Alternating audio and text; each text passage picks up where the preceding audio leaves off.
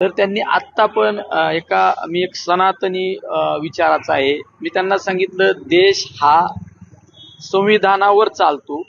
Doctor Babasaheb आंबेडकरांनी जी घटना लिहिली त्या घटनेवर देश चालतो. त्यांनी सांगितलं देश हा संविधानावर चालतच नाही.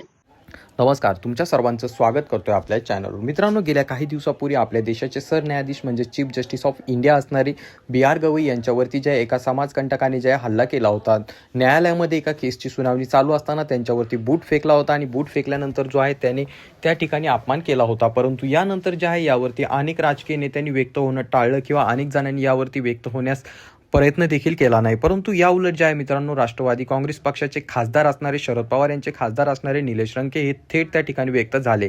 फक्त व्यक्तच नाही झाले तर त्या ठिकाणी गांधीजीच्या स्टाईलमध्ये त्यांनी जे आहे त्या हल्लेखोराला प्रत्युत्तर देण्याचं काम केलं. त्या ठिकाणी त्यांनी फक्त प्रत्युत्तरच नाही दिलं, तर त्या ठिकाणी त्यांनी जे आहे थेट त्या ठिकाणी तो व्यक्ती म्हणत होता की न्यायालयाला मी मानत नाही किंवा त्याचसोबत संविधानाला मी मानत नाही, तर त्याला जे आहे थेट त्याच्या घरी जाऊन जे आहे निलेश लंके यांनी त्या ठिकाणी त्याला संविधानाची प्रत दिली व त्या ठिकाणी गांधीजीच्या स्टाईलने त्याला उत्तर दिलं. आणि त्यासोबत त्याला सांगितलं की B.R. गवई हे जे आहेत आपल्या भारताचे चीफ जस्टिस आहेत, सरन्यायाधीश आहेत, त्यामुळे तुलाच काय तर संपूर्ण भारताला त्यांची रिस्पेक्ट इज्जत करावीच लागेल. आणि त्यामुळे जे आहे त्या ठिकाणी एक प्रकारे एक मराठा खासदार एका बौद्ध सरन्यायाधीशाच्या मदतीला धावला की काय असं चित्र निर्माण झालंय.